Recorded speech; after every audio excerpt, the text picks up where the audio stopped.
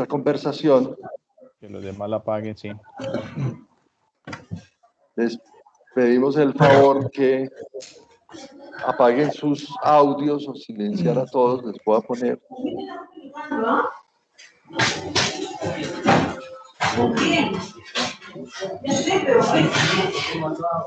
Bien. Luis Fernando Zuleta, ¿puedes apagar tu micrófono, por favor? Gracias.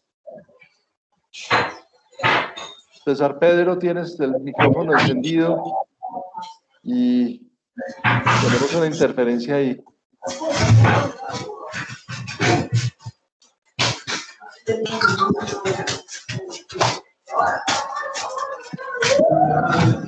Bueno, Francisco, ya esto ya que nos sirve de ejemplo de continuidad de negocio, entonces arranquemos. Enciende tu cámara, Francisco, ya tranquilamente. Ya estoy aquí. Podemos. No te veo. Estoy aquí, no sé si Magda, Julio, Carlos, me están viendo, Viviana. Carlos, silencia a todos y así podéis hablar. Francisco.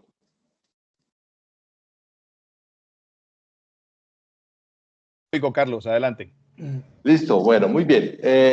Bienvenidos todos nuevamente. No es importante mi cara, pero sí darle la bienvenida a Francisco, que es mi maestro, mi colega, mi amigo.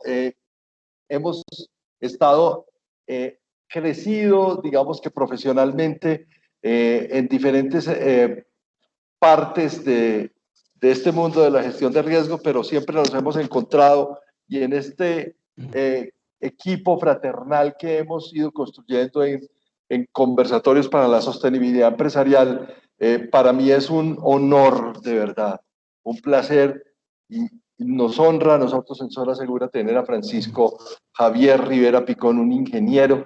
Tú eres el ingeniero electricista, ¿no? Sí, señor. Y experto en tema de riesgos que ha trasegado por más de 20 años. Yo voy a poner 20 para que no se vayan a molestar con el tema de las canas y las edades en el tema de la gestión de riesgos. Y hoy, de manera muy especial, quiero compartir con ustedes algunos, para el inicio, contarles que el resultado de la encuesta que hicimos en la inscripción inicial del registro para este evento, que me parece que nos va a dar un marco muy especial en donde podemos empezar la conversación con Francisco Javier. Como Francisco Javier y yo somos, y nos conocen, a mí me conocen muchos de ustedes y otros conocen a Francisco Javier, saben que ambos disfrutamos muchísimo de contar historias. Y hoy vamos a contar historias. Vamos a tener una conversación en donde vamos a compartir a través de un storytelling un conocimiento y dejarles muchas inquietudes con el tema de nuevas tendencias en la valoración del riesgo. Yo particularmente quiero mostrarles, se los voy a compartir por el chat de esta conversación, por el chat de esta conversación, les voy a compartir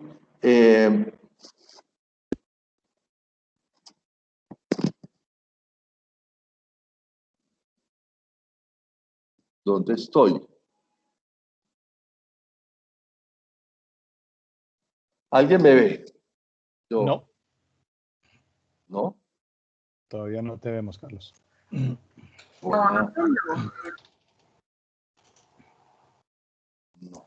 Voy a estar aquí. Yo creo que por el chat se los puedo compartir. Ya.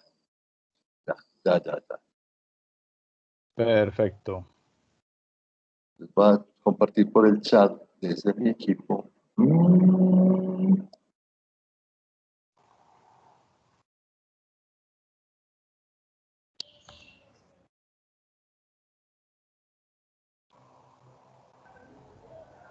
Es que tengo dos sesiones. Tengo 2 sesiones, claro, es que esto fue lo que nos pasó. Ya encontré la causa raíz del problema. Entonces, les voy a compartir en el chat la imagen de Jesús. La imagen del gráfico. El gráfico que nos dio como resultado esta conversación. En realidad, nos dijeron ustedes que el 23.3% de las personas que se registraron piensan que los ambientes de afectación que consideran de mayor impacto para su negocio son las relaciones con los clientes y las relaciones del producto y los servicios, de los clientes con los productos y los servicios. El 18.3% hablaron sobre transformación digital. El 16.7% hablaron sobre comportamiento del consumidor, que si yo se lo sumo a ese 23.3% de las relaciones con los clientes y con el consumidor, podríamos estar hablando perfectamente de que más del 40% de las personas que hoy nos acompañan tienen una preocupación enorme sobre las relaciones con los grupos de interés. Carlos.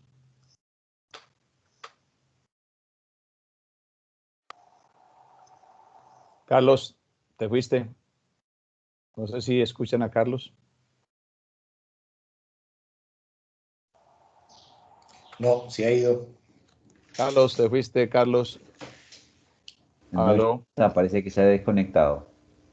Ay, a ver, yo lo llamo. Dejémoslo porque parece que tenía dos ingresos. Sí, así es, 2 ingresos. Esperemos a ver qué.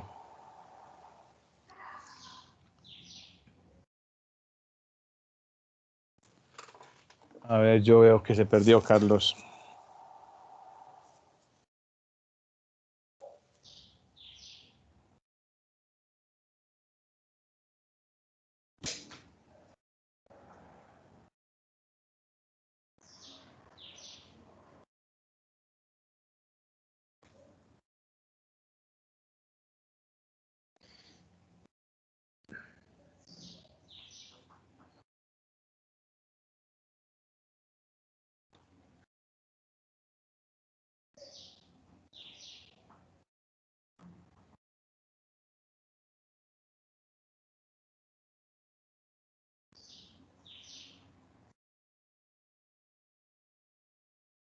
Eso, ahora sí, muy bien, ahora sí.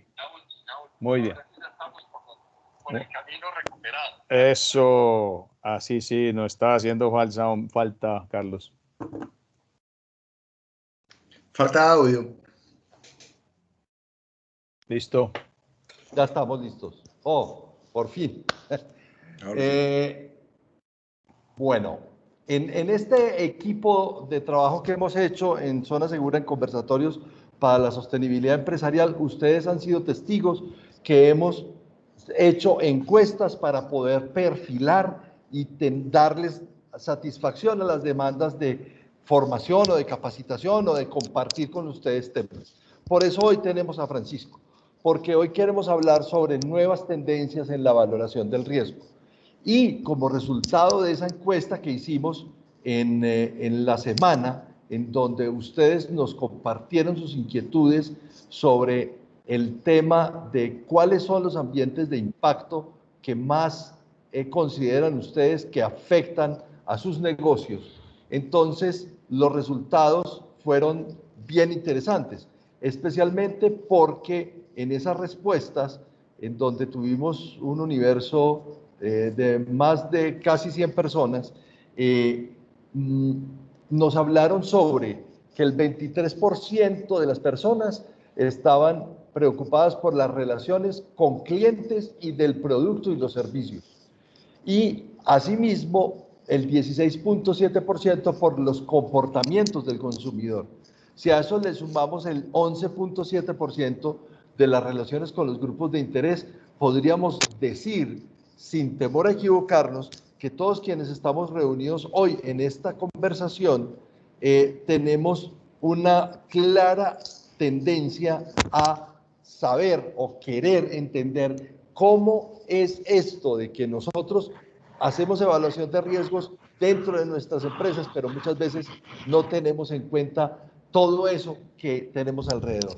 De eso se trata la conversación con Francisco, y yo quiero, con Francisco hablamos de entender un poco esto a través del storytelling. Y Francisco, tú acompáñanos con una de esas historias muy especial que tú siempre tienes en cómo vemos el tema de las nuevas tendencias en el tema de valoración de riesgo.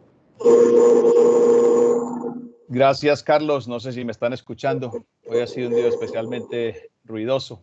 Pero gracias, Carlos, por la invitación. Es un honor estar aquí. Qué bueno compartir con Isabel Casares y con Magda, que también las veo por ahí en el chat, que nos acompañan hoy.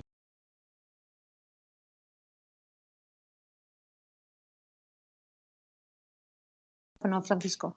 Se fue el audio. Francisco, estás en mute. Hola, ¿qué tal? ¿Ya sí me escuchan? Buenas. Sí. Qué bueno estar con ustedes, con Isabel, con Magda, con Carlos Moreno, con los amigos de Perú, los amigos de Ecuador. Un placer estar con ustedes aquí. Respecto a la historia, pues déjenme contarles. Hola. Hola. Estamos hoy muy ruidosos. Se metió un bebé. Sigamos entonces. Así es el mundo de la gestión de riesgos, claro. Con altibajos, sí. Entonces quería contarles que con esta pandemia hemos estado fuera de tono muscular. A todos nos ha pasado. Llevamos meses encerrados en la casa y hemos empezado a salir un poco a hacer ejercicio, a hacer rutina, a hacer, en el caso mío, abdominales, a hacer flexiones, a montar un poco en bicicleta. Y yo espero llegar el día de mañana a hacer unos 100 kilómetros en bicicleta y hacer unas 40 piscinas. Así es la gestión de riesgos, paulatinamente. No podemos meter una pequeña empresa, una pyme, una mediana empresa, hacer desde ya una desviación de Monte Carlo o hacer un análisis bayesiano. Hay que ir despacio, con un tailor-made. ¿Qué significa eso? Con un traje a la medida de la empresa. Esto para contarles, pues, en materia de gestión de riesgos. Yo creo que en vez de un salto repentino, el futuro de la gestión de riesgos debe verse como un viaje único para cada organización y empresa. Y respecto a ese viaje único, les recuerdo que, Carlos, pueden preguntar cuando quieran, porque esto es un conversatorio, no es una charla magistral, entonces pueden interrumpir tranquilamente. Ese viaje vamos a hacerlo por un viñedo, siendo las 5:22 de la tarde, un viñedo que tenemos aquí en Olaya, cerca del río Cauca, por La Pintada. Para los que no son de Colombia, el río Cauca es el segundo más grande de Colombia. Lo embalsamos ya en la hidroeléctrica de Ituango, muy conocida en Hidroituango, pero unos kilómetros antes, ahí donde empieza la cabeza del espejo de Hidroituango, Santa Fe de Antioquia, está La Pintada.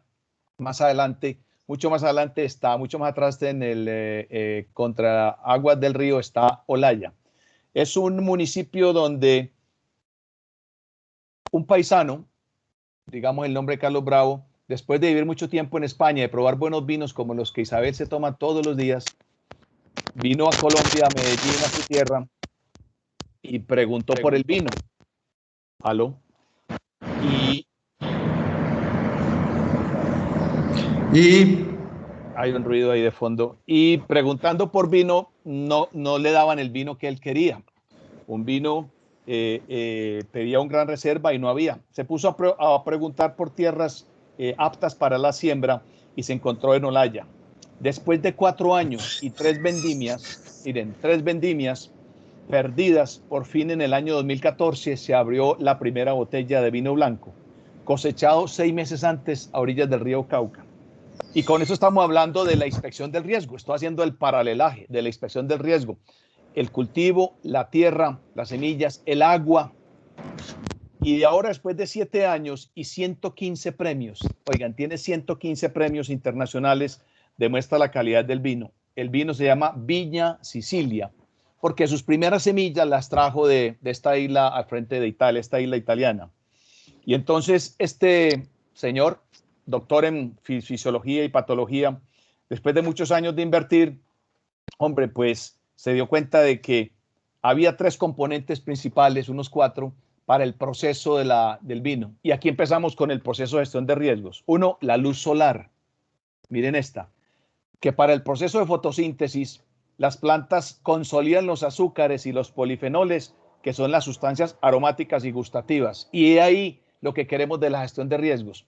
Exactamente cómo las organizaciones trabajan con diferentes incertidumbres, diferentes problemas, y algunas tienen gobernanza, no tienen gobernanza, no han profundizado, no han hecho un zoom en sus incertidumbres. Paralelamente, entonces, otro factor que hace el vino muy bueno son las aguas del río, por la humedad, por los suelos y por los nutrientes. Y lo más espectacular que me encontré en esta historia, que no lo conocía, y lo más espectacular análisis de riesgo es cuando te enfrentas con 20, 30 ejecutivos de tu empresa a que te digan las incertidumbres. En muchas empresas no hablan de riesgos, hablan de escenarios. Escenarios. De ahí el análisis de escenarios. Y entonces se encuentra este señor con la amplitud térmica.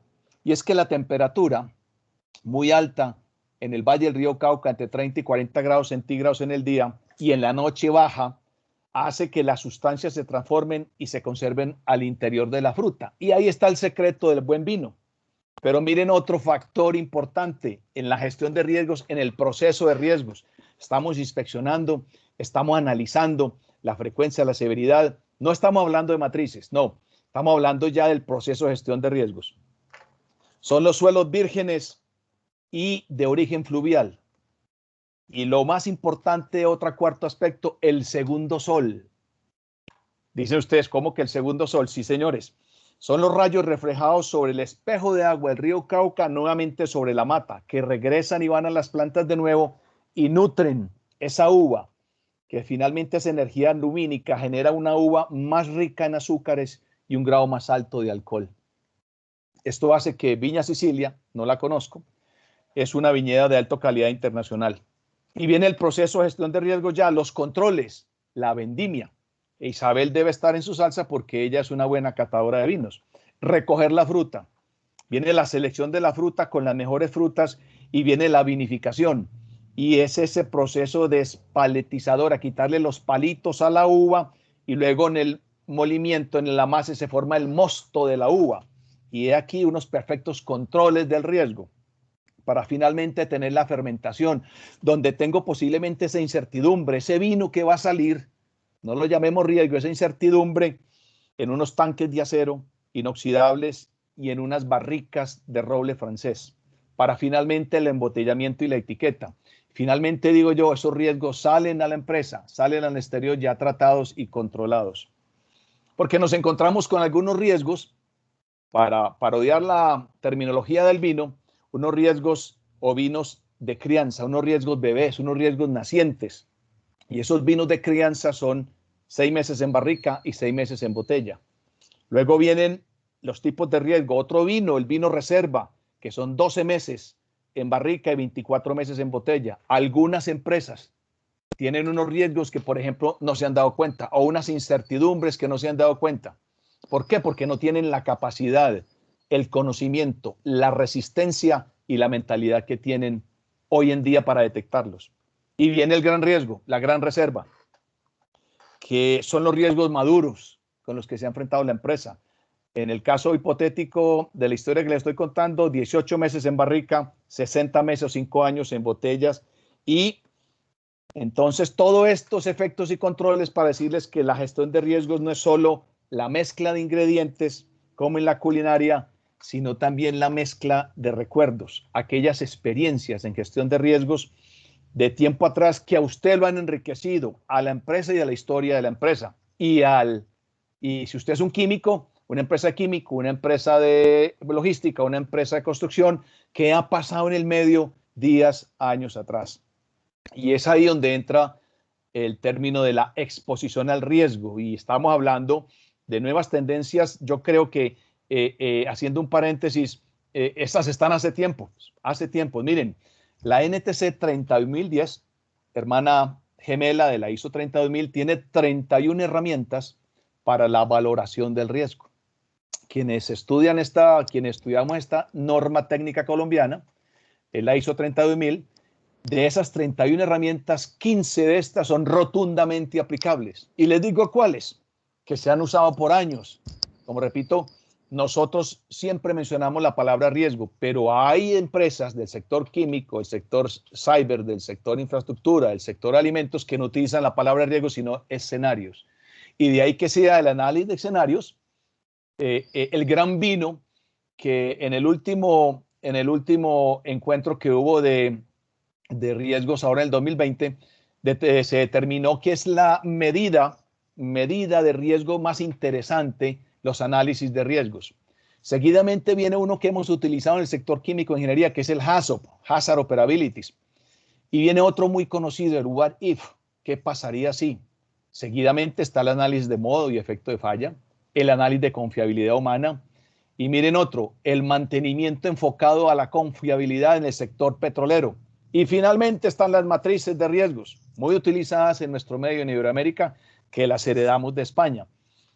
Cuando Mapfre estuvo en la década del 90 en las escuelas de negocios, de AFID, no sé si la Javeriana, etcétera, etcétera, la Distrital, la Nacional, dictando algunos diplomados y especializaciones en riesgos. Así pues que muchos de los métodos cuantitativos se pueden caracterizar y la recomendación es que en lugar de un salto repentino, el futuro de la gestión de riesgos debe verse como un viaje, como pasa con este viñedo que va paso a paso para encontrar el mejor vino. Y miren, lo analizaba con Carlos antes de este seminario, de este webinar. Hay unos riesgos interesantísimos que vienen ahora, que son además del cambio climático que está presente, la tecnología y el cyber. Otro que tiene que ver es con los delitos financieros digitales y la cultura y la conducta y el compliance que hacen camino ya en la empresa. Hablábamos ahora, Carlos, ya para darte la palabra, el tema de lo dice el director de Michael Abramovich, el presidente de Freedom House, los ejércitos de teclados y las fábricas de redes sociales, donde se utiliza el algoritmo para hacer parecer una noticia falsa como cierta. De ahí entonces el tema de las incertidumbres en el tema digital. No sé si abrimos la discusión, Carlos, adelante. Repitamos una mentira 10 veces y se convertiremos en verdad. Era un mandato de Goebbels en la Segunda Guerra Mundial y la propaganda nazi, ya sabemos qué daño le hizo a la humanidad y cómo, muy discutible, las guerras generan mucho daño, pero también precipitan el desarrollo del mundo. Las guerras, las pestes y las hambrunas son grandes transformadores de la sociedad. Porque cuando a la sociedad se le manifiesta un riesgo, en este caso pestes, hambrunas y guerras, las sociedades entienden la necesidad de poder comprender en qué se equivocaron, cómo pueden aprender de sus errores y cómo pueden superar de forma resiliente esa situación. Es un continuo del ser humano. Así es. Quienes somos profesionales de las ciencias humanas, defendemos mucho que la técnica nos ayuda a entender con las cifras las cosas, pero en realidad el comportamiento, detrás de todo balón hay un niño. Cuando va detrás de todo balón rodando hay un niño que lo empuja. Entonces, la corrupción, pero también las grandes obras tienen un balón y un niño detrás de. Ahora, yo quiero llamar la atención y hacerte una pregunta para que empecemos este diálogo de preguntas. Tenemos 58 personas conectadas, que es un número bien importante. Recuerden que vamos a poder conversar con Francisco. Entonces, yo no voy a conversar mucho para darle tiempo a ustedes para que conversen con Francisco acerca de esa nueva tendencia en la valoración del riesgo, pero yo quiero llamar la atención en lo siguiente. Nosotros hemos sido neuróticos, es la palabra, neuróticos, una neurosis colectiva para obtener las matrices de riesgo. Esa neurosis nos la sembraron el mundo del seguro, eso no lo podemos negar. Esto no quiere decir que sean malas, sino que hay muchas formas de graficar, pero finalmente el objetivo no es saber dónde está el riesgo, sino cuánto nos vale. Porque pues, yo sé dónde está el riesgo, pues es como cuando lo hablábamos con Francisco, yo estoy en una clínica y veo que en una rampa de 4 grados de inclinación van pasando las personas y se van tropezando. Y entonces se tropieza una, se tropieza dos, se tropieza tres, la cuarta persona se tropieza y se cae, pero no se lesiona, y la quinta persona se tropieza, se cae y se lesiona. Y cuando van y le preguntan al guarda de seguridad que está al final de la rampa, oiga, ¿usted no ha visto? Y digo, sí, aquí se cae, aquí se tropieza mucha gente. O sea, ¿dónde está el conocimiento, eso que nos da las canas? Bueno, a mí la calvicie, a Francisco las canas. ¿Dónde está ese conocimiento abrevado, sistematizado, que nos permite basarnos en eso para poder hacer prospectiva del riesgo? Entonces, la invitación y lo que te quiero preguntar es, ¿tú ves posible y viable hacer líneas de tiempo del comportamiento del riesgo, por ejemplo? Perfectamente válido, líneas de tiempo del comportamiento. De hecho, debemos empezar por eso. Yo insisto que en las matrices de riesgo no es la panacea, no es lo único. Hay una tendencia mundial a no utilizar más las matrices de riesgos, y si no, les recomiendo este libro de Douglas Hobart. Yo creo que algunos lo conocen, La falla de la administración de riesgos y cómo repararlo. Lo consiguen en Amazon. Interesantísimo, importantísimo. Y él pone allí por qué no utilizar matrices de riesgos. Evidentemente, las empresas maduras pueden pasar ya de la matriz de riesgos a una arroba-RIS, a los software como Aval que ustedes tienen, o a un análisis de Monte Carlo que están implícitos allí, a unas tablas de Excel más complicadas, o a un básicamente, además de arroba-RIS, a lo que vende Palisade, que es una empresa multinacional, y también al Crystal Ball, que son software ya muy generados, muy trabajados, que pueden finalmente llegarnos a dar de los 15, 20, 30, 200 riesgos, una base de contingencia, un margen de contingencia, una reserva de contingencia o una reserva de crisis. Evidentemente, las líneas de tiempo son el insumo, la semilla para la vendimia. Acuérdese, para el tema de sacar un buen vino. Claro, porque estamos hablando, cuando hablamos de líneas de tiempo, y estamos hablando de tendencias. Entonces, nuevas tendencias es, bueno, ¿cómo vamos a romper esos paradigmas de una matriz XY en donde del verde al rojo estamos viendo riesgos ascendentes, riesgos inherentes, riesgos residuales, y en realidad eso es una foto fija de un video? Es una foto, sí. Sí, mira, Carlos, yo he cambiado algunos temas. Actualmente asesoro a unas empresas que ellas tienen sus matrices en unas páginas de Excel concatenadas, pero me he preocupado por ahondar un tema importante que es otra herramienta que es el bow tie, el análisis de pajarita, el de corbatín. Es un análisis hecho en la esfera, en el ambiente, en la naturaleza de la seguridad y salud en el trabajo. Algunas empresas de logística también le aplican, y es el hecho del análisis preventivo y el análisis correctivo. En el centro del corbatín está en la incertidumbre, el riesgo que queremos analizar. Me ha ido bien con eso, es muy didáctico, muy cualitativo y no es tan cuantitativo. Evidentemente, la técnica del what if, la técnica ¿qué pasaría si? También ha sido muy buena. Los análisis de capa, la espina de pescado. Miren que la matriz DOFA, debilidades, oportunidades, fortalezas y amenazas, también hace su presencia. Y el PESTEL que hablaba Carlos hace una semana. Bueno, yo veo que alguien abrió el micrófono. Me imagino que alguien tiene ganas de conversar. ¿Quién será? No sé si Samuel. Bueno, la invitación es, ¿quién quiere conversar sobre el tema? Son las 5:39, tenemos todavía un buen espacio. Francisco y yo tenemos más carreta para echar, pero qué bueno que ustedes aprovechen este espacio para poder hablar. Yo les tengo una última como para iniciar porque los veo muy pegados. Les voy a dar otro arranque. Miren, yo me imagino la gestión de riesgos como una serie de círculos concéntricos. Imaginemos los planetas. En el primer círculo está la voluntad, en el segundo el intelecto y en el segundo la imaginación. Y la voluntad es el deseo de gestionar la incertidumbre, de valorarla, de tratarla, de controlarlo para la continuidad del negocio y la reputación que siempre está en alta, tan de boga hoy, tan ampliada hoy. Segundo círculo, el intelecto, donde utilizamos los métodos de valoración, los 30 que conocemos de la NTC. Y tercer círculo, el más importante, la imaginación, o sea, el control, el detalle, la sutileza en la señalización, en el procedimiento, en los procesos de licitación, en los procesos productivos, en todo aquello que hace avanzar a la empresa y hace continuar a la empresa. 3 círculos concéntricos que repito para terminar: la voluntad, el intelecto y la imaginación.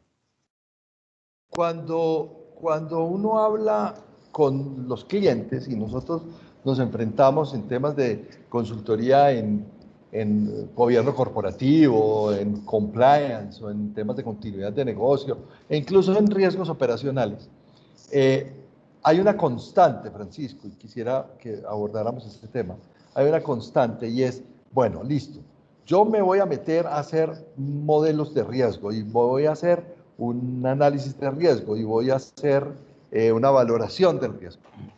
Cuando uno llega a los procesos de consultoría y uno les pregunta, muéstrenme la valoración de riesgo que usted tiene, le sacan un ejercicio bien hecho, técnicamente hecho, en donde el intermediario de seguros o un consultor ha hecho un trabajo adecuado.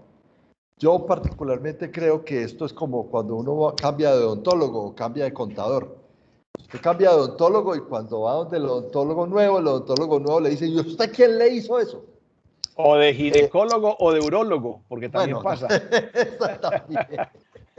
¿A usted quién le hizo eso? Sí. Pero hablemos desde la norma, no desde la normativa, no desde la norma. Y es cuando yo le permito a una organización o cuando yo en medio de mi precariedad de recursos me tengo que ceñir a lo que me entrega un Excel y entonces no puedo cosechar, volviéndote al ejemplo que nos exponías ahorita de Villa Sicilia, yo no puedo hacer una vendimia. No puedo hacer una vendimia porque lo que tengo es un lote exquisito de una cepa, ¿sí? De una cepa que conozco y que sé que me da un buen vino. Entonces, claro, me da resultados rápidamente porque conozco la cepa y conozco las bondades del terreno, tú lo acabas de exponer. Pero, ¿qué hacer con el resto del terreno? Que ese siempre es el problema. El problema es que yo cuando tengo los riesgos, esos del Pareto que hago y cojo allí arribita, los 15 riesgos, los 20 riesgos, tú que vienes de obras de infraestructura, tú que vienes del mundo de la ingeniería y que vienes del mundo de trabajar en aseguradoras, sin nombres porque no nos gustan los nombres propios aquí, ¿cómo es esa experiencia de pulir y llegar y acotar eso para poder hacer una buena gestión? Sí, Carlos, evidentemente en proyectos de infraestructura, hablemos de hidroeléctricas, que ha sido mi mundo, de puentes de obras de construcción, el día a día es el que hace ese campo. Tú no puedes dejar un análisis de riesgos para el trimestre o para el análisis del semestre. No, si una obra tiene 5 años de ejecución, es el día a día, porque los riesgos mutan, son dinámicos, como tú lo dijiste, y aparecen. En el caso colombiano, hemos tenido riesgos que no los habíamos tenido, como fue el de la pandemia, y otros que mutan, como ahora el tema de los grupos armados ocasionales, los GAO, la presencia de grupos guerrilleros. Otro, muy importante, los ciberataques. Otro, muy importante, el tema de la corrupción en los pueblos, en las empresas, etcétera. Desaparecen y vuelven. Y otros que se mantienen casi siempre y que dan dolor de cabeza, los accidentes de tránsito. Tuvimos una fatalidad en un proyecto hidroeléctrico hace un par de años con un accidente de tránsito. Simplemente llegó a una demanda, una valoración del riesgo por 1.000 millones de pesos por no tener el empleado del cinturón de seguridad puesto. Cuando todos los días nuestro personal de seguridad del trabajo se montaba al bus de empleados, recuerden tener el cinturón de seguridad. Pues, leyes de Murphy, el compañero no se lo puso, se quedó dormido y al caer una roca sobre el bus, la esquivó y él salió despavorido por la ventana, muriendo en el impacto. Esas cosas pasan. Otro que nos impactó mucho, me impactó en mi mundo de ingeniería, es un perno que le cayó a un topógrafo en la cabeza, en un túnel. Salió de la nada el perno, de una galería de excavación, de donde no nos imaginábamos, y atravesó la cabeza. También obviamente había que atender ya la parte civil, de eso se encargaban los abogados. Pero otro que me impactó, la picadura de culebra. Carlos, un ingeniero de mucha experiencia, cercano a la presa, bajaba por la presa de un proyecto hidroeléctrico y le dijo a sus topógrafos: bajen, nos encontramos en el camino. Y él se fue porque la pendiente era casi de 20 grados, se fue arrastrando la mano tan de malas que en una oquedad una mapana salió y lo mordió. Nos demoramos para llevar la ambulancia a la galería donde estaba él y murió llegando al pueblo más cercano, que estaba a 1 hora de distancia. Con tan mala suerte, pues, que el veneno de la culebra lo impactó y murió. Son 3 ejemplos claros de lo que no creíamos, pero que pasan en los proyectos hidroeléctricos, en todo tipo de proyecto y también en proyectos digitales. ¿Por qué no? Mira lo que te pasó ahora. No tenías cámara. Mira lo que pasa ahora, se va la señal, etcétera. Por eso tenemos que estar preparados. Y miren, estar preparados es hacer ejercicios mentales. ¿Qué pasaría si?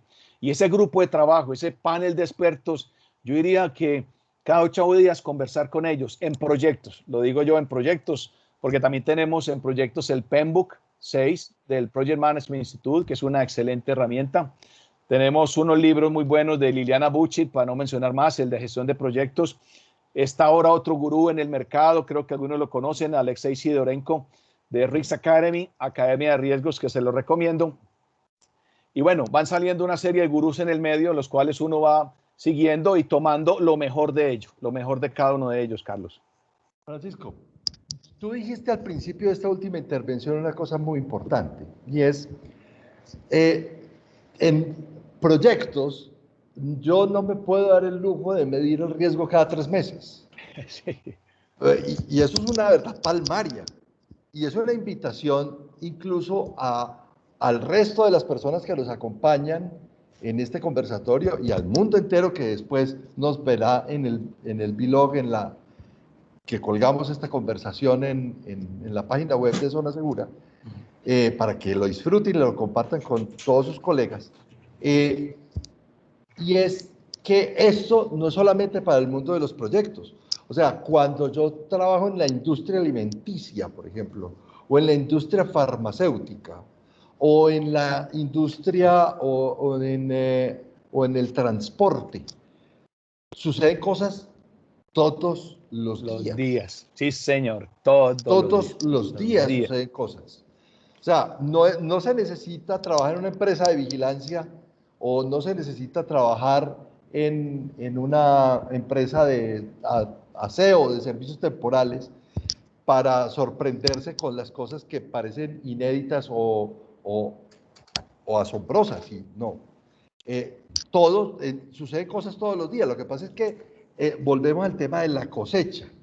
Tengo entendido que las nuevas tendencias en la valoración de riesgo, lo que le dice a las personas que tenemos el encargo de hacer esas valuaciones, sí, es no haga evaluación del riesgo, sino valoración del riesgo. Sí, exactamente. La valoración, o sea, son 2 temas que de pronto se confunden, pero danos claridad alrededor del tema. Omar Pérez tiene la mano levantada. Sí, dale. Entonces, arranquemos, Omar. Adelante. Muy buenas tardes. Buenas tardes, Omar. Muy interesante la conversación. Quería preguntar, nosotros, por ejemplo, que venimos de la parte de las ciencias sociales y humanas y normalmente tenemos una valoración alta de lo cualitativo, y vemos que lo cuantitativo en la medición de riesgos es lo que más elimina la subjetividad, que a veces lo subjetivo es lo que no nos hace gestionar el riesgo de una manera tan efectiva, y obviamente allí las estadísticas es lo que nos determinan qué riesgo vamos a medir o qué riesgo vamos a gestionar con mayor prioridad. Sería importante, por ejemplo, todos estos casos que nos acaba de mencionar Francisco, que son súper interesantes, pero que a veces uno no alcanza a cuantificar porque la estadística no lo muestra por ningún lado. Allí lo cualitativo empezaría a tener un peso importante, o qué otra herramienta podría utilizar uno, o es mejor no irnos hasta esos riesgos porque probabilísticamente no hay cómo gestionarlos o no hay cómo medirlos. Qué buena pregunta. Muy buena pregunta. Adelante, Carlos. No, Francisco, dale. Sí, yo le tengo un ejemplo a Omar. Mire, respecto a riesgos sociales, en un proyecto eléctrico, valga la pena decirlo, en Nordeste Antioqueño, con nuestro buque insignia, y voy a decirlo EPM, que la llevo entrañablemente en mi corazón, porque he trabajado en varios proyectos, nos pasaba algo social muy característico. Cuando las volquetas y camionetas pasaban para la obra, algunas pisaban gallinas o perros. Y una gallina que normalmente el mercado vale 100.000 pesos, estas gallinas estamos pagándolas a 200 o 300.000 pesos. Y resulta que las personas de ese caserío tiraban ya los marranitos, tiraban las gallinitas, los perros para que los pisaran. Y cuando un extranjero, compañero mío, se paró a averiguar que cuánto valía, no, es que este era un perro de casa. Este perro cazaba las mejores guaguas, vale 1.500.000, ingeniero. Pero ¿cómo me demuestra usted en su lenguaje raro? Pero usted ¿cómo me muestra? No, ingeniero, tiene que créeme.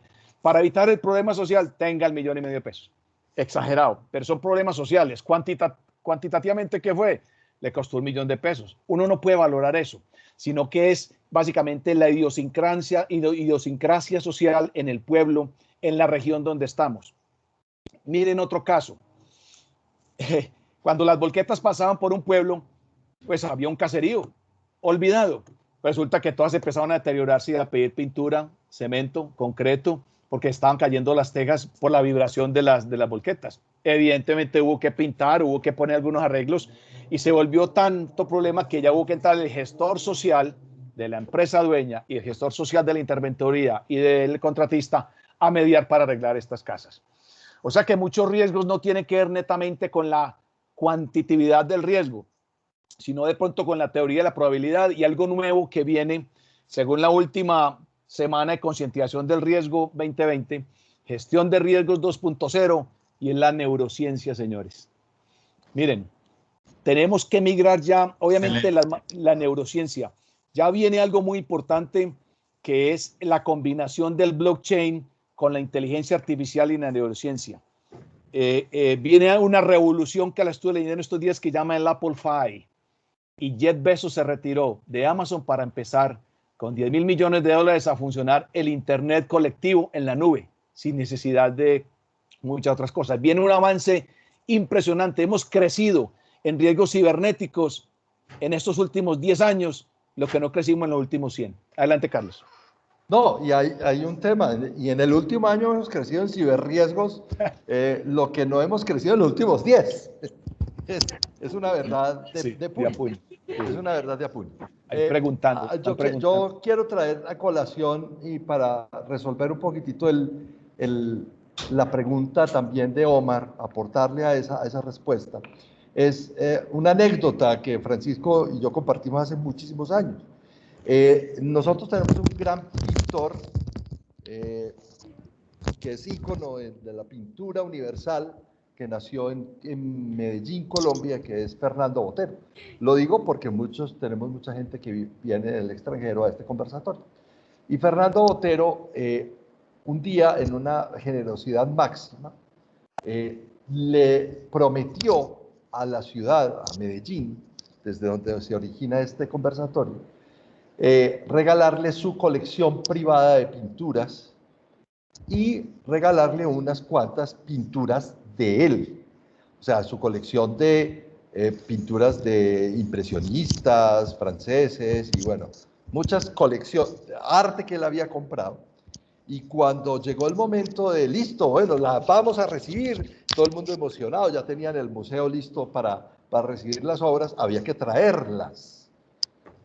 Habría que traer las obras de donde él las tenía guardadas en Italia. Y entonces cuando dijeron, bueno, ¿y los seguros? ¿Eso por dónde lo van a traer? No, lo van a traer en avión. No, vienen en barco. Primero, ¿en qué vienen? En lo que vengan. ¿Cuánto vale? Y es una pintura de Picasso. Un dibujo de Picasso. ¿Cuánto vale una pintura de Toulouse-Lautrec? ¿Cuánto vale una pintura, una miniatura de Maurice Degas? No tiene precio. O sea, no, el conjunto de las aseguradoras, todas colombianas y extranjeras juntas, no tendrían cómo comprar ese riesgo. Entonces, no había posibilidades de traerlo. Entonces, llaman al maestro Botero y les dicen, vea maestro, resulta que las compañías de seguros no pueden asegurar esas obras, no las podemos traer. Entonces alguien preguntó, bueno, ¿y qué pasa? Y dice, no, pues es que la de Picasso vale 6 millones de dólares, sola esa vale 6 millones de dólares. Y usted como esa está mandando 40. No tenemos cómo asegurar eso. Entonces alguien, ajustador, dijo, venga, el tema es el valor estimado. Y como es el valor estimado, entonces preguntémosle a quien estima el valor de eso, ¿cuánto vale? Entonces él dijo, no, valen $1. Cada hora vale $1.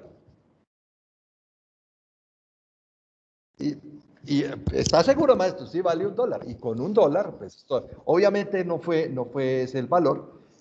Con base en eso, se pudo hacer con el valor estimado una tasación y se compró y se otorgó y se compró ese riesgo y pudieron traer eso. El valor, Omar, de lo cuantitativo está muy dado por el valor de una obra o el valor de un activo o el precio de reposición de un activo o el valor de la exposición de ese activo o el lucro que produce ese activo. Entonces, muchas veces nosotros cuando hacemos evaluación del riesgo y nos vamos por los métodos semi-cuantitativos, logramos hacer un buen match entre lo que significa el valor estimado, eso que es muy difícil de acotar, y eso que finalmente termina traducido en pesos o en un valor monetario. Entonces ahí nos ayuda mucho a hacer ese match, los métodos semicuantitativos. Podríamos conversar mucho sobre el tema, pero ahí nos ayuda mucho eso. Ahora, para poder acotar eso, lo que tengo es, yo vuelvo al tema de la vendimia. Yo tengo que saber recoger mucha historia, no despreciar todo lo que ha sucedido antes, para poder verle la variable de probabilidad o la variable de consecuencia a un riesgo. Pero lo malo es que, yo insisto en que eso es malo, Francisco puede disentir de mí en eso, es que nosotros nos buscamos es el riesgo y no el valor del riesgo. Y es ahí yo creo donde podemos lograr hacer un match al respecto. Claudia levantó la mano. Entonces, hay algo en el chat también, Caliche, están preguntando en el chat. Sí, claro. Porque mires, dale, Claudia. Levante la mano para que intervenga. Listo, Omar, baja la buenas mano. tardes. Francisco y Carlos, a ver, respecto a lo que estaban diciendo ahorita, a veces uno los mapea, uno mapea todos los riesgos, pero hacer las reservas, dejar reservas pues para uno tener por si le ocurren, es muy complicado. Hay riesgos que uno no alcanza ni a valorar, pues es muy complicado como uno decir, voy a dejar una reserva para este riesgo. Ahí uno cómo manejaría eso, porque de hecho nosotros, pues yo soy muy principiante en el cuento y manejamos pues hacemos cálculos a través del BME, del modelo monetario esperado, y también hacemos una simulación Monte Carlo, pero entonces tenemos las dos, y uno a veces dice, me estoy exagerando porque estoy teniendo dos valoraciones que de pronto si estoy mirando una licitación pues me puedo pasar, o ahí puede tener uno optimizaciones sin tener que tener las dos. Ahí, Francisco, ¿cómo puede ser el manejo más óptimo en cuanto a esas valoraciones o esas reservas? Te cuento con mi experiencia de contador de historias. En un proyecto hidroeléctrico en el cual trabajamos Monte Carlo. Finalmente empezamos con 112 riesgos y terminamos con 25 más o menos. Tiramos Monte Carlo con el análisis de expertos, un primer escenario, un segundo y un tercero, el peor, el mediano y el mejor. Y corrimos Monte Carlo, recuerden que son 1.500, 2.300 iteraciones para que nos dé una campana de Gauss y de ahí localizar el mejor. Pues nos dio una reserva de contingencia, voy a decir un número cualquiera, $20 millones. Efectivamente, nos funcionaban esos $20 millones como reserva de contingencia, no reserva de gestión, como se dice en el PMP, en el PMBOK versión sexta del PMP. Y nos funcionó, porque en Monte Carlo ha trabajado históricamente con eso. El valor máximo expuesto no lo he trabajado, el BME, pero es uno de los buenos análisis de escenarios financieros y económicos que te recomiendo que se analicen. En la evaluación de proyectos de licitaciones, perfecto, también lo hemos hecho. Con uno de los, con reserva de contingencia, la otra no. La reserva de gestión tiene que ver con hechos que tú sabes que no van a ocurrir, como el caso de las gallinas que te, porque uno no va a poner eso en Monte Carlo, como el caso del perno que le cayó a aquel señor, unos eventos que Carlos construyó ahora que dijo que eran salidos de la realidad. Un hacker que se te meta y te secuestre la base de datos, ¿cómo evalúas eso? Por Dios, ¿cierto? Esas son reservas de gestión. Lo otro son reservas de contingencia. No sé si Isabel, que está trasnochada, nos puede compartir su experiencia también.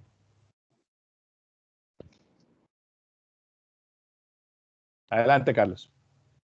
Bueno, hay un comentario que me parece que es muy traído.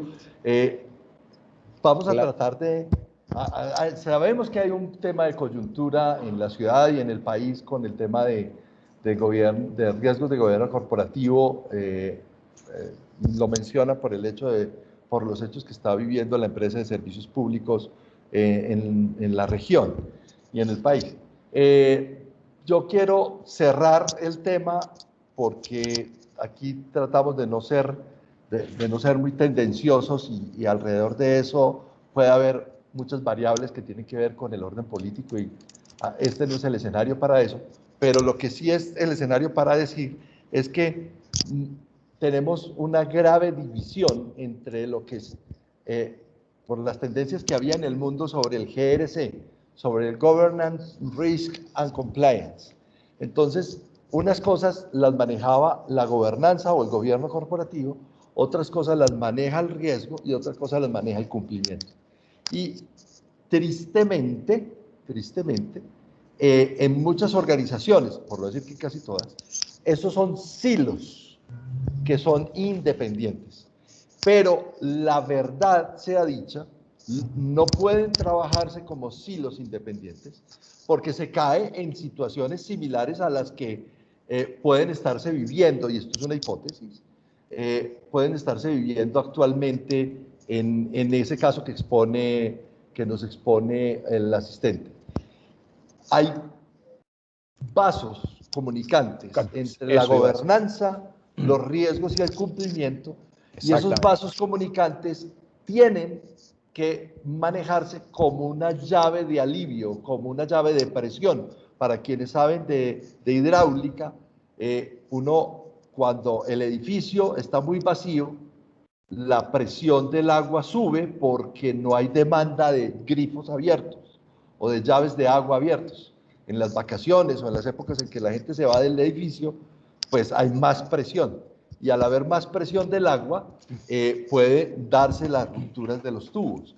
Ese símil se aplica al mundo, y eso es también storytelling, se aplica al mundo del riesgo. El ciclo de gestión de riesgos es un ciclo del acueducto y el alcantarillado, ¿cierto? Nos entra agua procesada y natural a un proceso en el cual lo floculan, lo cloran y tratan de quitarle los agentes patógenos al agua y meten el agua por el acueducto. La gente consume el agua y pasa al alcantarillado. Bueno, en Lima tenemos problemas con eso, pero en las aguas lluvias, pero es un sistema vascular en donde entra el agua limpia y por el alcantarillado se va el agua sucia. ¿Cuál es nuestro trabajo en gestión de riesgos? Pues ver la línea divisoria en capilar que hay entre el agua limpia y el agua sucia. Y y tener las válvulas de alivio para que la presión acumulada de los sólidos dentro del alcantarillado no represen el flujo normal del agua. Y la planta de tratamiento de aguas, la PETAR, lo que nos hace es sacar lo sucio, dejarlo limpio y reintegrarlo al sistema. Ese símil a mí me encanta porque yo creo que es muy ilustrativo de lo que hacemos nosotros. Entonces, el silo de la gobernanza, el silo de la gestión de riesgos y el silo del compliance tiene que tener unas válvulas de alivio y somos nosotros los que estamos en gestión de riesgo los responsables de esos vasos comunicados. Y una última cosa para decir, Carlos, es que si bien los métodos cuantitativos sin duda han desempeñado un papel, desempeñarán un papel futuro en la gestión de riesgo, deben ser tomados con cautela, abordarse con cautela dependiendo del tamaño de la empresa. Lo decía ahora una de las invitadas que utiliza el valor máximo expuesto y utiliza Monte Carlo. Bueno, la gestión de riesgos no la hacemos nosotros los gestores de riesgos, somos unos facilitadores, la hacemos en toda la empresa. Desde el de seguridad física, el de seguridad informática, el vicepresidente financiero, el de compras, el de logística, el de construcción, etcétera, la gestión de recursos humanos. Nosotros somos unos misioneros, unos facilitadores que estamos en el tablero mostrándoles varias opciones. Adelante, Carlos. Claro, somos la válvula de alivio. Eso es lo que nuestra función no es ni apagar el incendio, ni evitar el accidente, ni evitar el robo, ni evitar el fraude, ni evitar el lavado de activos, ni el colapso de la estructura. Eso es propio de que cada área o cada proceso maneje sus propios riesgos. Pero digamos qué bueno, perdóname que te interrumpa, que si ocurre ese incendio, si ocurre ese robo, teníamos una reserva de contingencia con que pagarla, o teníamos un seguro transferido, ¿sí me entiendes? Que evidentemente es la transferencia del riesgo. Dale, Carlos. Para esa transferencia quiero también traer otra historia, y es una empresa que tiene por recursos una flota bastante significativa de vehículos, para no poner nombres de empresas, hizo un barrido general de cuánto tiempo estaban esto sirve para entenderlo de lo cualitativo a lo cuantitativo. ¿Cuánto tiempo estuvo, es una pregunta, cuánto tiempo están una flota de vehículos que están en renting parados en revisiones mecánicas o en reparaciones mecánicas o reparaciones de la tonería y pintura, fruto de accidentes o colisiones, en los talleres? Porque se supone que un renting es tener un activo para que opere y produzca. Si yo tengo ese activo, no lo tengo para tenerlo en el taller, lo tengo para tenerlo rodando, haciendo lo que es y lo que compete como su misión. Entonces, llega un momento en que alguien dice, bueno, pero y el valor del riesgo, volvamos al tema, ¿cuánto vale eso? Todo el mundo se coge la cabeza y dice, no sé. Bueno, y entonces si ustedes no saben a quién le pregunto, es la historia. Entonces, si ustedes no saben a quién le pregunto, no, pues preguntémosle a la compañía de seguros. Entonces, le preguntan a la compañía de seguros y la compañía de seguros dice, sí, vea, tienen 200 vehículos, perdón, tienen 1000 vehículos rodando, pero de esos 1000 vehículos han pasado 400 días por colisión, 100 vehículos. 1000 vehículos, 100 vehículos, 400 días. 400 días es más de un año de un solo vehículo, pero obviamente hay una dispersión. Entonces, datos que quedan, que son muy dispersos, se pueden empezar a juntar a través de Business Intelligence, volvemos al tema de las neurociencias, volvemos a las nuevas tecnologías, para cruzar, y entonces alguien dice, bueno, un momentico, ¿cuántos de esos 100 que estuvieron 400 días nos lo pagaron? Y estaban cubiertos por el deducible. No, 20. Entonces, en conclusión, nosotros tenemos 80 vehículos siniestrados en donde finalmente nosotros tenemos que resolverlo con nuestra propia caja. No. Sí, ¿Y cuánto vale eso? Voy a poner una cifra en dólares porque hay gente del extranjero. Eso vale $1 millón. Venga, un momento. No, así no jugamos. Eso así no se juega. O sea, he gastado $1 millón reparando unos vehículos que finalmente los tengo que reparar porque no estaban cubiertos por el seguro, porque yo tengo unos deducibles, unos límites que no me permiten hacer una reclamación. Entonces, mi programa de seguros está mal hecho, primero que todo. Sí. Segundo, yo puedo hacer una reserva y resolver mi problema con un autoseguro. Así es, una retención del riesgo. O finalmente lo que hago es decirle a mi compañía de seguros, mire, usted me vende un todo riesgo de todo el vehículo, yo no te voy a comprar sino RC. Solamente te voy a comprar responsabilidad civil para cubrir pues todos los daños de terceros. Pero los de daños propios de los vehículos no te los voy a comprar. Esa decisión no es una decisión que se pueda tomar a la ligera, es una decisión que tiene que ser parte de la valoración del riesgo. Por eso insistimos tanto en que evaluar y valorar el riesgo no son lo mismo. Francisco. Paco, Muchas empresas simplemente no están listas para un gráfico de probabilidad o para un Monte Carlo que muestra una serie de resultados que pueden esperarse de una elección dada. Incluso esos análisis son fundamentales para la toma de decisiones. Y hay unos cambios en las empresas que ocurren tan rápidamente que ya un modelo de Monte Carlo puede ser engorroso y frustrante. Incluso para los que utilizan el modelado, que son las empresas de seguros que utilizan el property, los seguros de property y los bancos. Un modelo de negocio financiero es el de los fondos de inversiones, que analizan riesgos cuantitativamente todos los días a toda hora y nos llevan ventaja en eso. Pero los que estamos de otro lado, los que manejamos riesgos no financieros, property, entiendas, en el mundo del seguro, tenemos muchas opciones, Carlos, y como tú lo has dicho, una cosa es evaluar y otra cosa es valorar.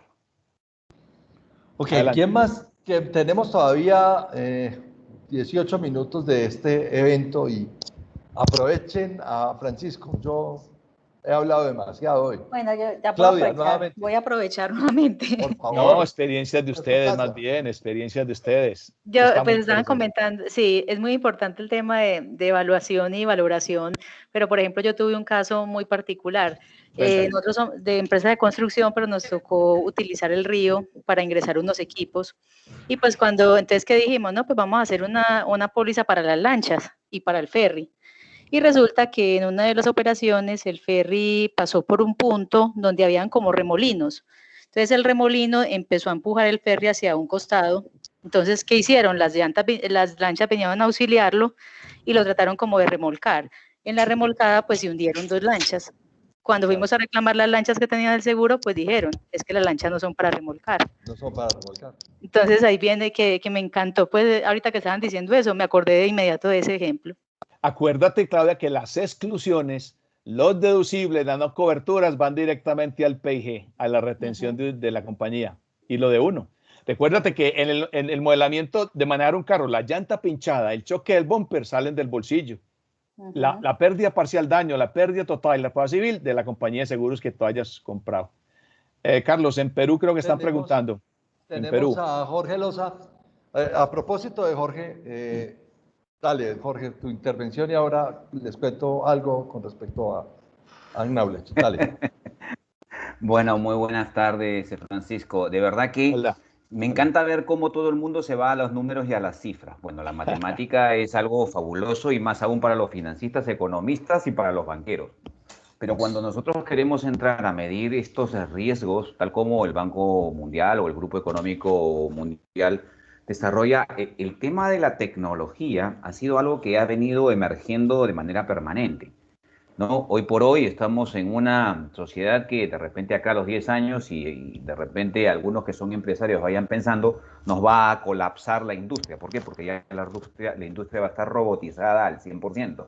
Así que vayan pensando en cómo vamos a hacer nosotros intelecto y generar nuevo conocimiento, ¿no? Y yo lo daba esto como un aporte adicional porque mucho estamos mirando a veces esos puntos de fricción que existen entre el analista del riesgo, el que le está diciendo, mira, vas a tener esto y se te va a presentar así, y bueno, y viene, y acá voy a utilizar una palabra muy dura que va para el mundo de los seguros, el maquillador del riesgo.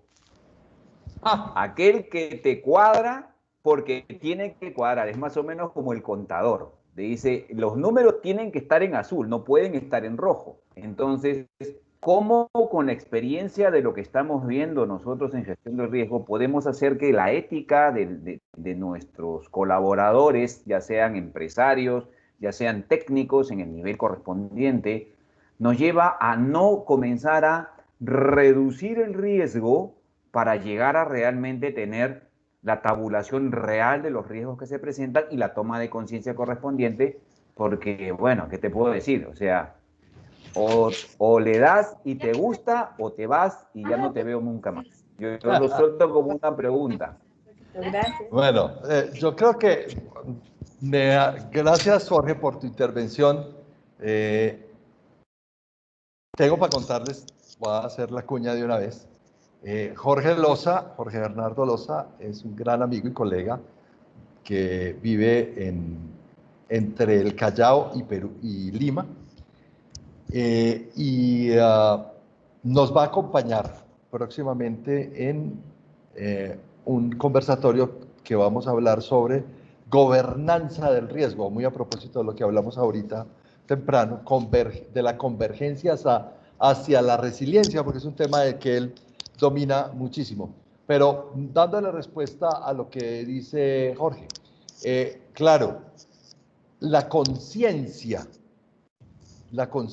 de una organización no debería ser la auditoría, sino la dirección de la coordinación del riesgo. La auditoría se encarga de recoger lo que ya ha pasado, mientras que nosotros nos volvemos la conciencia del buró, del directivo, del dueño de la compañía, alrededor de hablarle al oído y decirle, hey, cuidado con. De hecho, los grandes escándalos financieros en el mundo, casi que los que han salido menos golpeados han sido quienes han estado en el área de riesgos de esas grandes empresas que tuvieron sus escándalos, porque ellos en su momento hicieron las advertencias, los metieron en las actas y dijeron, eso no se hace, pero finalmente lo hicieron. Acuérdate, Carlos, que ese lazo de la auditoría del riesgo y la comunicación en el proceso, que es circular, en el de la ISO 32000 versión de 2009, el lazo de el riesgo se debe comunicar y se debe auditar, es lo que nos permite revisar muchas cosas, no conformidades en el riesgo que nos dicen los auditores. No hablo de maquillaje como lo habla el compañero, pero un auditor interno primero en la empresa y otro externo, llámese como se llame, son valiosos, hay que escucharlos, porque vienen con ideas frescas y uno se puede equivocar. La verdad es que uno no tiene la verdad revelada. El proceso de gestión de riesgos es de varios en la empresa, no es de uno solo, y 4 ojos ven mejor que 2. Yo, entre el público, yo veo a una colega que aprecio y respeto muchísimo, que es Yolima Jiménez. Ella toda calladita ahí. Ella está toda calladita, pero ella está en una entidad que queremos mucho nosotros, que es una entidad del sector salud, y ella está en el área de riesgos, pero al área de riesgos está al lado, como tú lo acabas de decir, está al lado de todo el tema de auditoría. Yolima, ¿tú no nos quieres contar algunas cosas de ese proceso? Bueno, Se ríe. buenas tardes para todos. Qué pena. Hola, Yolima, tranquila. ¿Cómo están? Bueno, pues, ¿qué les puedo contar del tema? Sí, en mi organización yo pertenezco al área de auditoría. De hecho, hace poco tuvimos un acompañamiento porque hicimos un ejercicio de riesgos estratégicos con matrices todavía. Pero la recomendación principal fue esa, que el área de riesgos estuviera pues como del lado de auditoría por el tema de independencia. Sin embargo, pues por temas presupuestales, entonces continúo ahí, pero teniendo como esa delgada línea, pues entonces mi jefe es la jefe de auditoría y ella trata como de respetar mucho este tema de riesgos y yo de respetar el tema de auditorías. Entonces nos complementamos, pero es un poco difícil el manejo así, pero igual depende también la organización como lo quiera manejar. Esa delgada línea que divide el ex-pre, que es todo lo que nos compete a nosotros, como dirían los abogados, ex-pre y ex-post. Los abogados hablan del control ex-pre, lo que hacemos nosotros en riesgos, y ex-post, lo que hace la gente en auditoría. Pero hay una tendencia mundial en que con este tema de las nuevas normas internacionales de auditoría, que hay gestión de riesgo, donde se materializa un riesgo, o el riesgo material en los estados financieros, procede del riesgo que está contemplado en todos los modelos de riesgos de la organización. Entonces no hay una desconexión, sino que hay una delgada línea, y gobernar esa delgada línea sí que es difícil.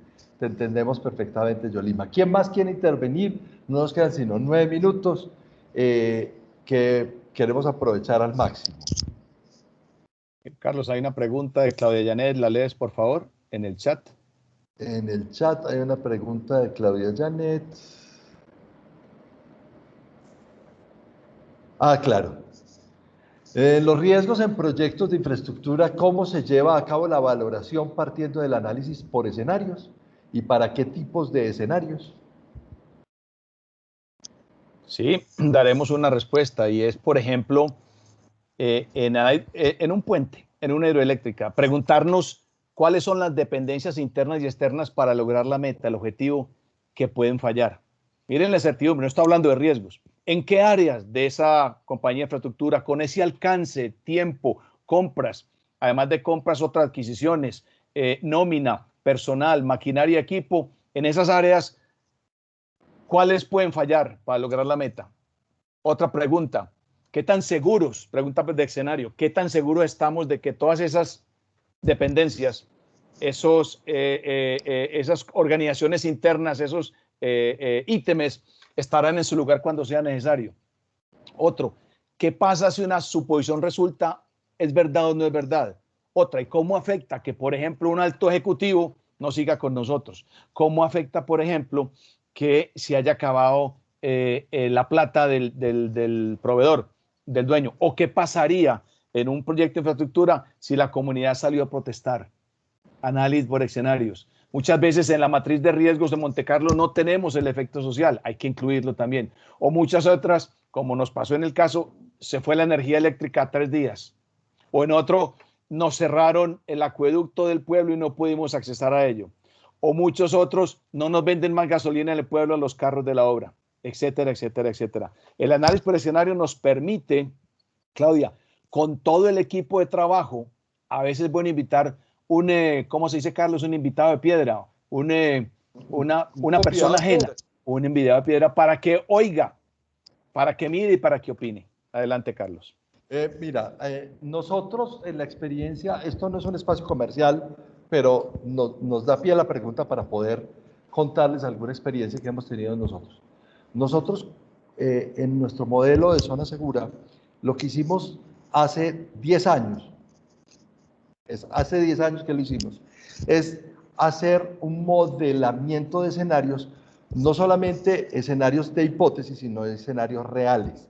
Convertir, de hecho, tenemos una doctrina que dice, ¿qué es escenario? Escenario es la relación espacio-temporal en donde se manifiesta el riesgo.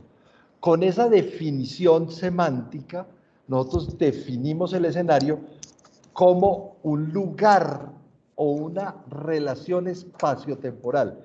Y entonces, un escenario puede ser la bodega de producto terminado de una organización, o puede ser el proceso de almacenamiento, o puede ser la actividad que se llama picking, que es la recolección de los productos terminados, o puede ser el packing, que es cuando empaco en unidades de pallets el producto para poderlo enviar. Entonces está otro proceso que es el de despacho.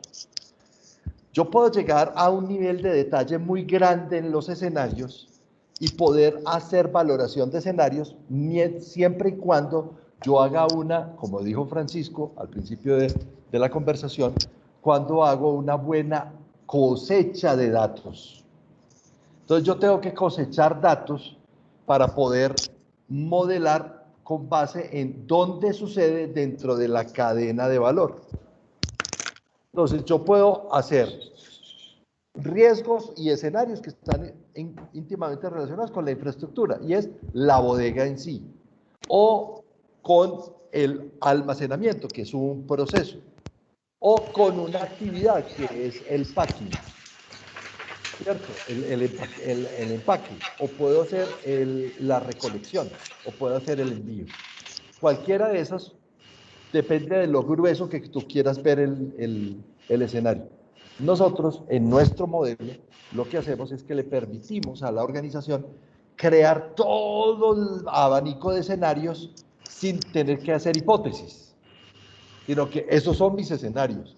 Si yo produzco alimentos, un escenario es la bodega de producto terminado, y un escenario es almacenamiento, y un escenario es picking, y un escenario es packing, y otro escenario es sending. Y cada uno de ellos tiene riesgos específicos. El riesgo de la bodega es el colapso, pero el riesgo del almacenamiento es la avería, y el riesgo del sending es el incumplimiento de entrega al cliente. Cada uno de ellos tiene riesgos específicos. El modelo Monte Carlo, sin quitarle ni mucho menos, pues es un ícono para todos, lo que hace es hipótesis sobre el escenario.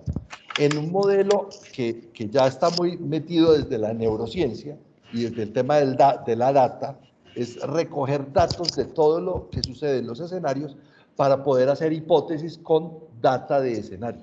Eso yo creo que resuelve un poquitito la inquietud de Claudia Janet, ¿cierto? Carlos, bueno, no sé si estamos a puertas del tiempo, tú dirás, pero saliéndonos ya del tema riesgos, los voy a invitar a que se arriesguen a leer 2 libros que me han impactado mucho a mí. ¿Me permites mostrarles a ellos? Miren, les recomiendo muchachos, tómenle foto. Crea y divaga de Jeff Bezos. Está en cartelera. Ponlo en el chat. Sí, Crea y divaga, le pueden tomar la foto.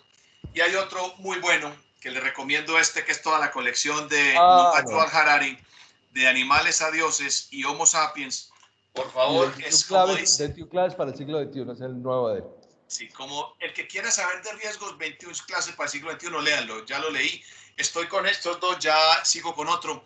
Y les digo que se les amplía mucho el escenario de asesoramiento y de consultoría con esos 4 libros, de verdad, porque dicen que Leonardo da Vinci, el Leonardo da Vinci de esta época está entre Elon Musk y Jeff Bezos. Es verdad. Bueno, vamos a terminar. Lo primero es darte infinitas gracias, Francisco, por tu compañía, por tu interés, por tu claridad meridiana frente al reto que nos pusimos de la valoración de riesgos. Lo segundo es invitarlos a partir de lo que sucede de esta conversación. También creamos un nuevo conversatorio para dentro de 8 días. Ustedes saben que este es nuestro espacio habitual de los jueves a las 5 de la tarde. Vamos a hablar sobre analítica de datos aplicada a la gestión de riesgos. Es un tema de mucha pasión y esperamos que nos acompañen. Analítica de datos para la gestión de riesgos. Les vamos a mandar el enlace para que se registren o puedan acceder a esto, y les prometemos que no vamos a tener el mismo impasse que tuvimos al principio. Recordarles que este conversatorio queda a partir de mañana colgado en nuestro blog de zonasegura.com.co. Los invitamos a zonasegura.com.co, al espacio del blog donde hay contenidos escritos y al blog donde están los videos. Y finalmente contarles que la próxima semana, a partir de la próxima semana, les vamos a generar la invitación para que nos acompañen a quien esté interesado. Esto sí no es en forma gratuita, pero pues es con unos valores muy simbólicos. Vamos a empezar el 2 de marzo nuestra certificación en pensamiento basado en riesgos, que es marzo, abril y mayo. Entonces es un tema que vamos a hacer así a través de conversatorios, no va a ser clase magistral, sino con conversatorios vamos a desarrollar los temas de pensamiento basado en riesgos, de auditoría basada en riesgos y de gestión de crisis. La próxima semana les mandamos toda la información completa. Muchas gracias por acompañarnos. Tu turno, Francisco, para la despedida. Despedirlos, básicamente. Pues ya le estaba diciendo a una de las chicas, qué bueno tener este parche, llamémoslo así, en términos de adolescentes, de adolescentes. Qué bueno este parche. Y que esté España con... yo siempre pienso en Isabel, que está durmiéndose. Qué pecado, qué pena. Desde las 12 de la noche pienso en los amigos de Perú también, en los amigos de Honduras, de Centroamérica, pero eso es un esfuerzo y una entrega por hacer de este gremio de los Risk Manager un gremio más interesante y más avanzado. Te pongo un reto, Carlos. Hay una nueva tendencia en el mercado que se llama Lego Serious Play en Risk Management, gestión de riesgos. Hay unos certificados ya en Bogotá, que lo traigas aquí para que nos enseñen cómo es ese juego, ese role playing de gestión de riesgos con la metodología Lego. De pronto por el interno hablamos de eso. No sé si están de acuerdo. Igualmente todos los que estén ahí den sus ideas, porque creo que este parche de riesgos debemos continuar. Muchas gracias. Bueno, y recuerden, dentro de 8 días analítica de datos y luego vamos a estar con Jorge Loza desde Perú en el tema de gobernanza y resiliencia. Muchas gracias, que Dios los bendiga. Recuerden que hay que cuidarse, tapabocas, aislamiento, distanciamiento social y lávense las manos. Chao, chao. Chao.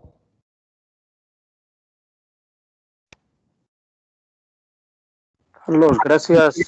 Muchas gracias. Chao.